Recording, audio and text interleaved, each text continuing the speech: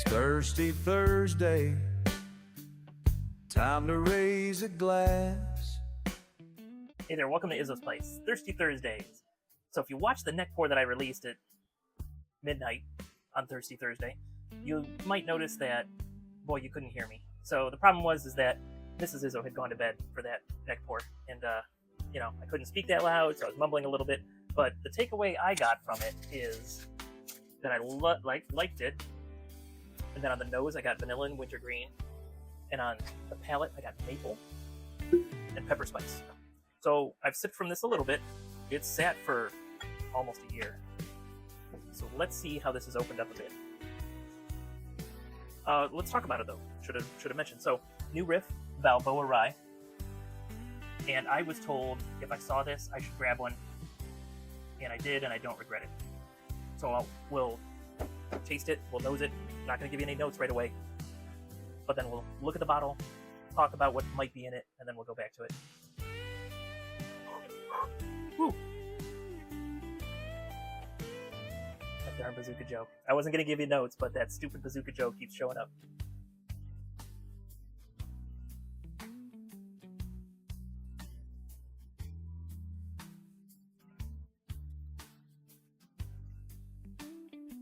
Boy, that's tasty.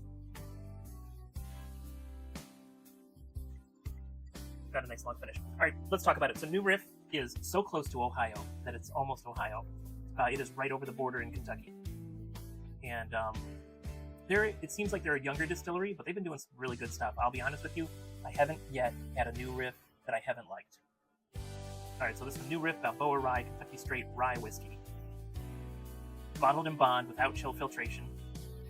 Made with rare heirloom Balboa Rye grain, exclusively grown for New Riff Distillery. So that's kind of self-explanatory, but I'm going to explain it anyway because I'm Izzo. So they've got some particular strain of rye grain, not corn, my apologies.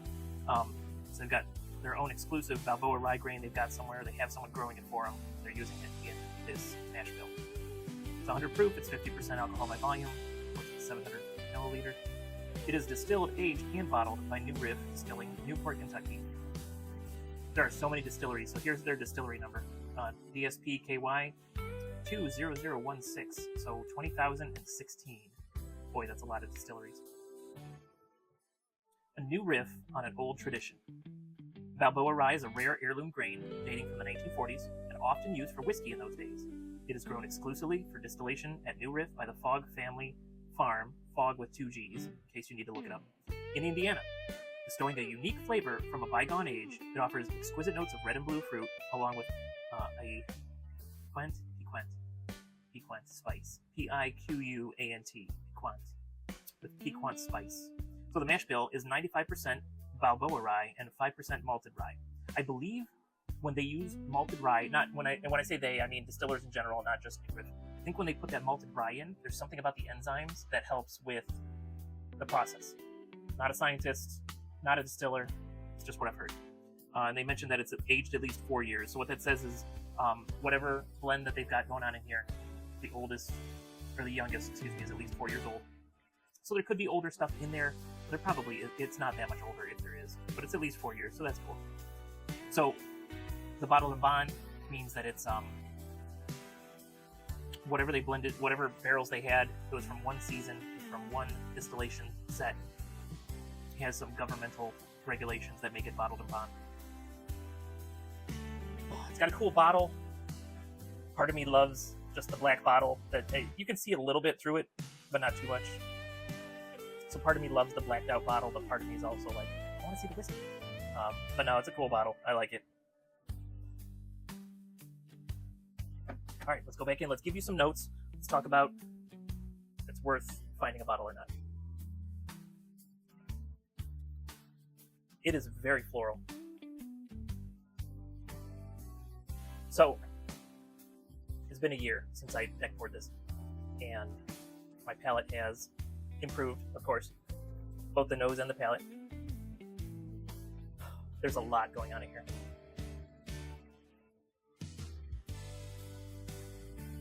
So I don't get the winter mint. I get an actual spearmint. Very, very floral. It's like I'm standing in a garden, and there's definitely mint involved. get like honeysuckle instead of vanilla, like I got on the neck pour. I get that darn bubblegum note in there. Bazooka Joe always messing with me. There's a little vanilla in there too. So, spearmint, vanilla, honeysuckle, Bazooka Joe. And I will probably always laugh whenever I say that I got a Bazooka Joe. Boy, that is awesome. Oh! There's just a little bit of dill. Not vinegar, but like dill mint. I only say that because if you're not familiar with dill, the herb, they use dill in making dill pickles, obviously, but there's a lot of vinegar involved. So when I say dill, I'm just talking about the herb. I'm not talking about the pickle. Although, can't remember which one it was. I've gotten dill pickle as a note before, but no, not tonight. Tonight it's just dill herb. Man, that is a fantastic complex nose. All right, let's see what the palate has for us.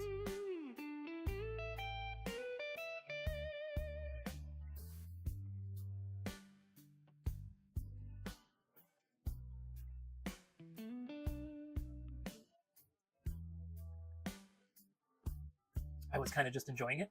I apologize. I didn't really focus on the notes. But I will say the mouthfeel, it's medium. It's not oily, but it's not thin. The sensation in the mouth goes on for a decent amount of time. So like medium to long finish. There's kind of like a lot of spice going on. It was sweet on the front of the palate, as it should be. There's a lot of spice going on. Let me go ahead and sip that. I'm not even going to nose it again. I'm just going to sip it again.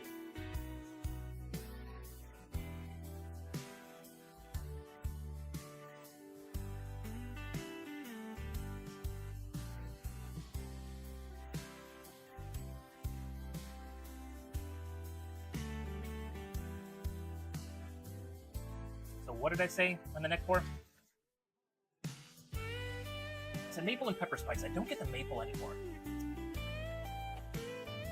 I gotta go back and figure out what the sweet is. I'm not sure what the sweet is. It very quickly goes into spicy. But spicy and a bit citrusy, which is kind of fun. So I gotta revisit the sweet to figure out the sweet. Goes into, very briefly, like a grapefruit kind of citrus. So a little more tart, a little less sweet. And then the spices start in. Definitely a little black pepper. And then after that, I can't pick anything out. So kind of generic baking spices. And then the finish is kind of spicy. But I haven't pinpointed it yet. Very interesting. All right, so I didn't do a nose the last time. Let's go ahead and hit the nose one more time. The nose is fantastic.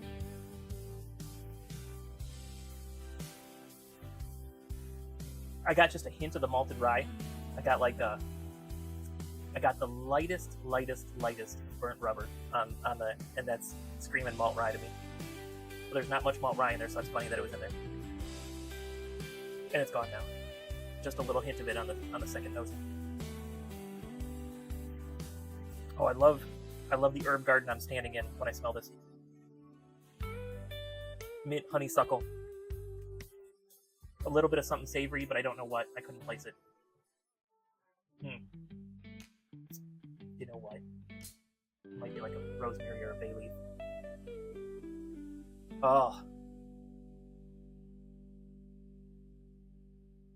That's a fantastic nose. Alright, let's hit the palate again.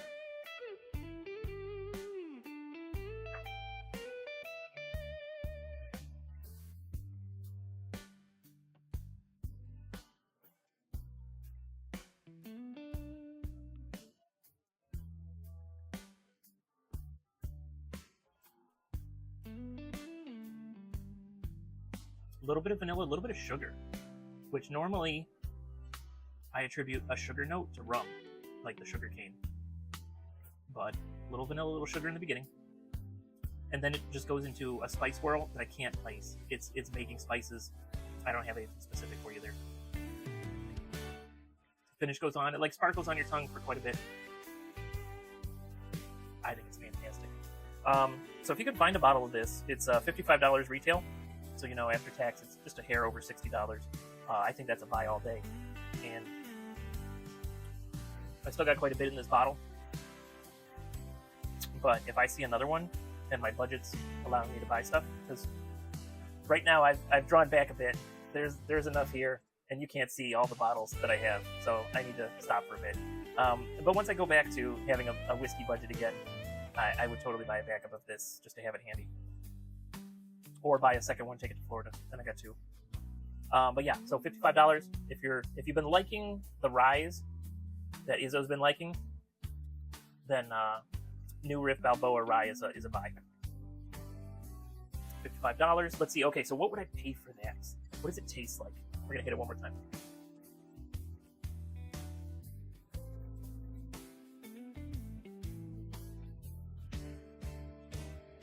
Man, the nose is a world-class nose. The nose is... So if the nose was paired with a world-class palate, I would pay up to $200 for this if it was something I couldn't just get at retail. But the palate doesn't quite live up to the nose. It's very, very good. I would say if you see this for $100 or less, you're probably getting a good value. I wouldn't pay more than $100 for this particular pour. And I should be able to get this here in Ohio, so if you can't get this, email me at heyizzo@yahoo.com and we'll figure something out for you.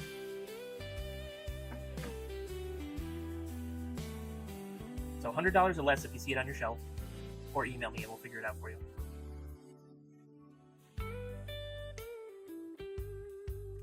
This is the kind of nose I could watch like a whole movie just smelling it, and then, oh yeah, and then drink it afterwards.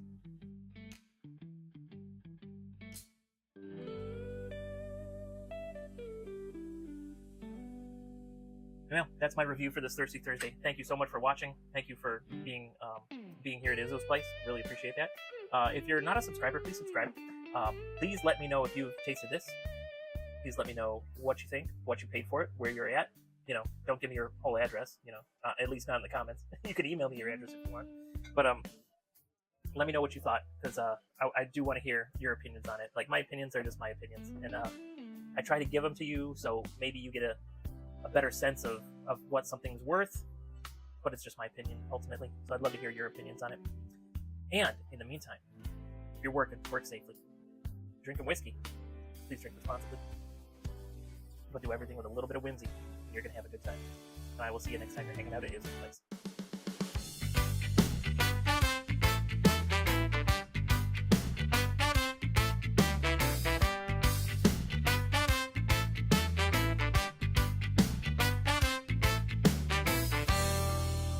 Welcome to Izzo's place. You've had a long day, and I can see it on your face. Hang out at Izzo's place. The project's done, so it's time to relax from the race. We're talking about the woodwork. And I just realized the fan was running.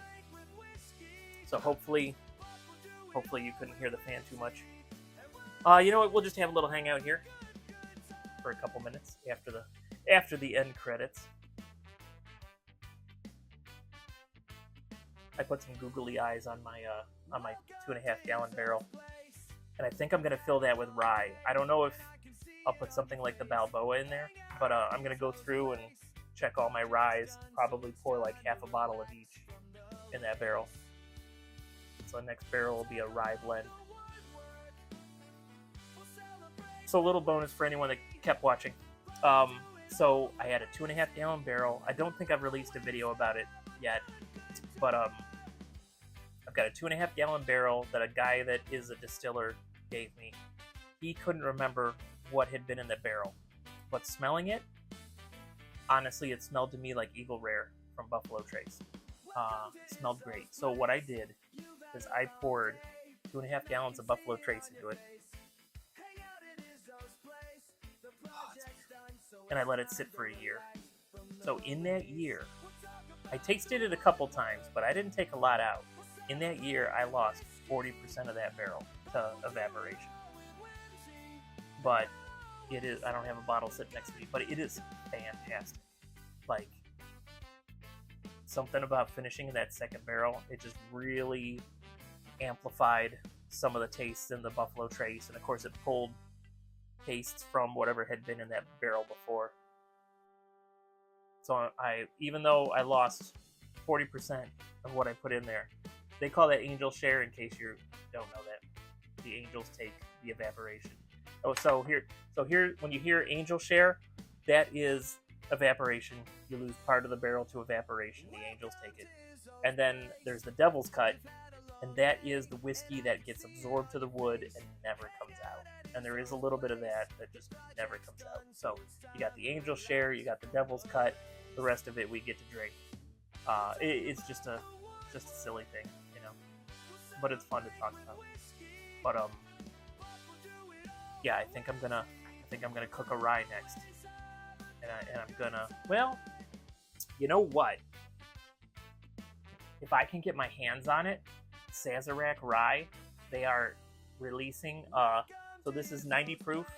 It's a very cheap rye. It's like $27 for a 750 milliliter. They are releasing a 100 proof version of it, 1 liter, $30. So I'm gonna try to get my hands on that, and maybe I'll try to do a Sazerac barrel if I can get my hands on enough of it. We'll see. We'll see.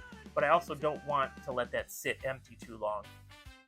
It's already at the point I should probably put some water in it, because with a barrel, like when you look at a barrel, there's no glue involved. It is all pressure. It's got those metal bands on it, and the liquid inside expands the wood tight against the bands, so that way it stays watertight. But you do, like I said, you do lose some to evaporation, you lose some to the devil's cut, you lose some to people sipping from it. So I don't want that barrel to dry out, and if I let it get too dry, I'm going to have to fill it with water, let it sit for a week before I put anything in it.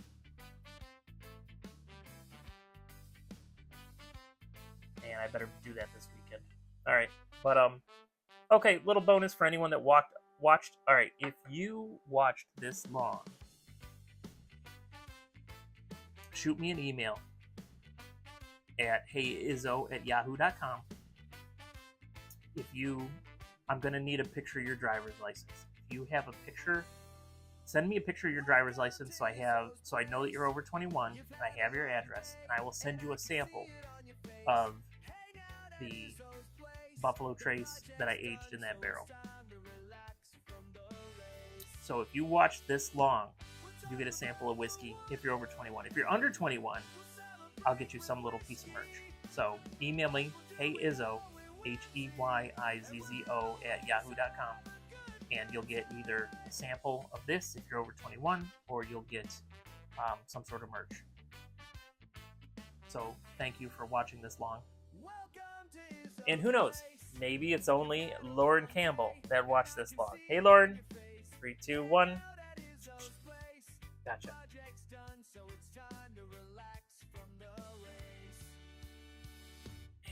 It's fantastic. It's a good one. I'm buying a backup, just in case. Alright, good night, friends.